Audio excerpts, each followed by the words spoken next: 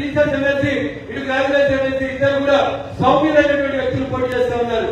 కాబట్టి ప్రతి ఒక్కరూ ఆలోచించుకొని పాలక పక్షాన్ని నిలదీసి కాంగ్రెస్ ప్రభుత్వం చేసినటువంటి తప్పులు ఎండగట్టేందుకు దాని పేరు పెద్దల సభ. పెద్దల సభలకు ఎవరు పోవాలి? ప్రజల పక్షాన్ని కొట్టడానికి పోవాలి. అసలు పాలక పక్షం పాస్ చేస్తే దాన్ని నిర్వహించే శక్తి ఆపే శక్తి ఎవరుంటుందంటే పెద్దల సభకు మాత్రమే ఉంటది. ఇక్కడ నేను మీకు ఒక ఉదాహరణ చెప్పి ముగిస్తాను. రోజయ్య కాంగ్రెస్ పార్టీ నుంచి చాలా కాలం పాటు శాసన మండలి లోపల సభ్యుడిగా ఉండేది. తర్వాత ముఖ్యమంత్రి కూడా చేసిండ్రు. దివంగత సీనియర్ నాయకుడు కాంగ్రెస్ పార్టీలో రోజయ్య గారు. ఎన్టీ రామారావు గారు 1972లో ముఖ్యమంత్రిగా గెలిచి మోసానికి గురై తిరిగి 1975లో రెండోసారి ముఖ్యమంత్రి అయిన తర్వాత శాసనసభలో బిల్లులని మామూలుగా పాస్ అవుతూ పోతా వస్తా ఉన్నాయి.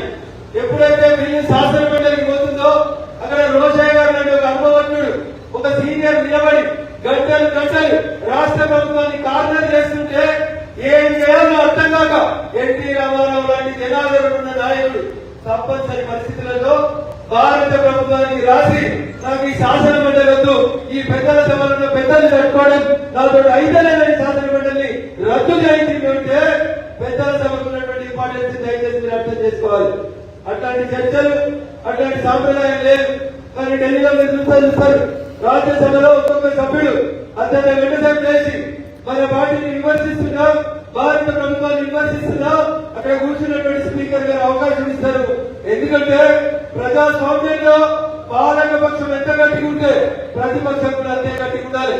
అందుకని ఒకవేళ బీజేపీ అభ్యర్థులకు కాకుండా ఇంకా దేనికన్నా ఆశపడి ఇతర ఎమ్మెల్సీలను గెలిపిస్తే ఆ ఆశకి ఓట్లు కొట్టుకున్నటువంటి వాళ్ళు ఖచ్చితంగా మళ్ళీ పాలక పక్షం పనిచేసి చేస్తారు, మన సమస్యలు పట్టు ఉండదు. కాబట్టి దయచేసి ఒక మంచి అవకాశం. మూడోసారి మోడీ గారు ప్రధానమంత్రి అయిన తర్వాత చాలా మంది చాలా అవాకులు వెళ్ళారు. ఢిల్లీలో మోడీ గారికి పూర్తి మెజార్టీ రాలేదు, మోడీ గారి చరిత్ర దక్కింది అని రకరకాలైన వ్యాఖ్యానాలు చేస్తూ వచ్చారు. ఆ తర్వాత హర్యానాలో గెలవది కాంగ్రెస్ ముఖ్యమంత్రి అయిపోయిందని ముగ్గురు ముఖ్యమంత్రి కోసం కొట్లాడుకుంటూ మొదలు పెట్టారు. హర్యానా ఏమైందో చూసినాం. మహారాష్ట్రలో చెప్పిండ్రు మొత్తం మహా ఆగాడికి చాలా మంది ఎంపీలు గెలిచారు, మహారాష్ట్రలో కూడా కాంగ్రెస్ అధికారంలోకి వస్తుంది, ఉద్ధవ్ ఠాకరే గారి నాయకత్వంలో చెప్పిండ్రు. మహారాష్ట్ర పోయింది, పోయినా పోలేదా? ఆ తర్వాత మొన్న ఢిల్లీ వచ్చింది, కేజ్రీవాల్ సింపతి వచ్చిందంట, జైలు పోతే కేజ్రీవాల్ మీద మంచి ఆలోచనలు ఉన్నాయంట, మూడోసారి గెలిచిందట అన్నారు. దాదాపు 27 సంవత్సరాల తర్వాత ఢిల్లీ పీఠాన్ని ఈ రోజు భారతీయ జనతా పార్టీ గెలుచుకుంది.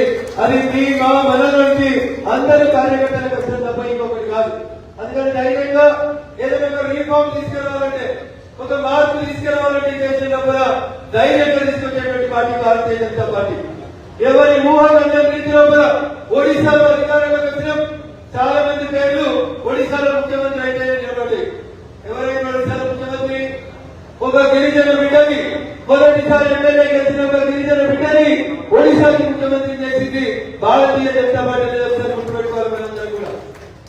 ఈ రాష్ట్రంలో ఈ మధ్య ఒక ఫ్యాషన్ అయిపోయింది, బయట దొరికిన ప్రతి ఒక్కరు మేము బీసీలకు ఇచ్చేస్తున్నాం, బీసీలకు అధ్యక్షులు బాగా ఇచ్చిన కొట్టుకుంటూ మాట్లాడుతా ఉన్నారు.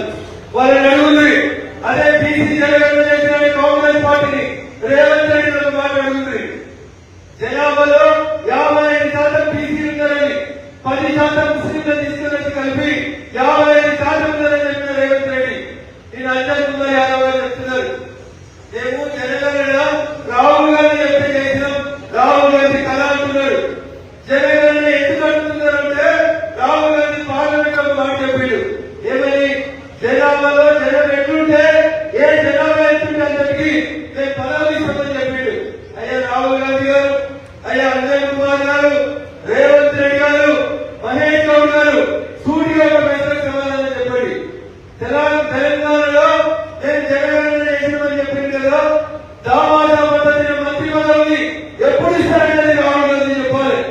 155% తెలంగాణలో బీసీ ఉందని చెప్పింది కదా, మరి ఇద్దరికే మంత్రి పదవులు ఇచ్చి, ఇద్దరికే బీసీలకు మంత్రి పదవులు ఇచ్చి సగం కావాల్సినటువంటి మంత్రి పదవిని ఎందుకు ఇవ్వలేదని ఒకసారి సమాధానం చెప్పాలి.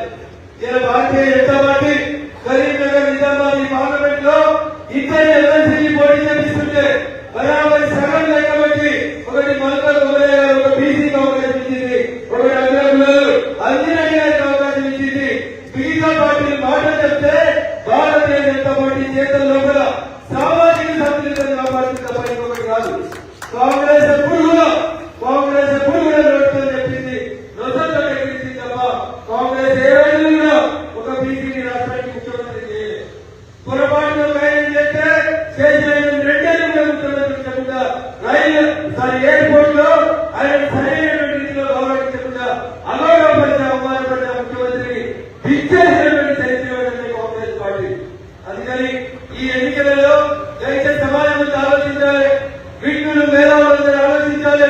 భారతీయ జనతా పార్టీ నరేంద్ర మోడీ గారి నాయకత్వంలో ఒడిశాలో ఒక గిరిజన బిడ్డలు, మధ్యప్రదేశ్ లో ఒక బీసీ బిడ్డలు, రాజస్థాన్ లో ఒక అగ్రకులాన్ని, ఢిల్లీకి పోతే ఒక మహిళా మాతృమూర్తిని ముఖ్యమంత్రులుగా 4 రాష్ట్రాల్లో 4 విభిన్న సంస్కృతులకు సంబంధించిన వ్యక్తుల్ని ముఖ్యమంత్రులు చేసుకుంటూ వచ్చింది. సామాజిక సంతులితం కాపాడినటువంటి పార్టీ భారతీయ జనతా పార్టీ. కేంద్రంలో నరేంద్ర మోడీ గారి కేబినెట్ లో 27 మంది ఓబీసీలకు మంత్రి పదవులు ఇచ్చినటువంటి ఘనత నరేంద్ర మోడీ గారికి దక్కుతుంది.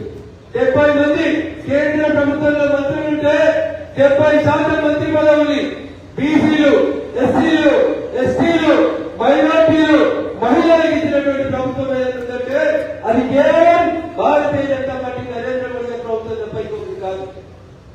చివరికి కాంగ్రెస్ పార్టీకి వచ్చేవరకు చెప్తారు మేము ముస్లింలకు తేగదారు, మేము ముస్లింలకు తేగదారు, మేము సెక్యులర్ అని చెప్తారు. అయ్యా రాహుల్ గాంధీ కేసీలో 14 నెలలైంది తెలంగాణలో కాంగ్రెస్ పార్టీ అధికారంలోకి వచ్చి ఒక్క మైనార్టీకి మంత్రి పదవి లేకుండా కాంగ్రెస్ పార్టీ రాష్ట్రంలో పాలిస్తుంది.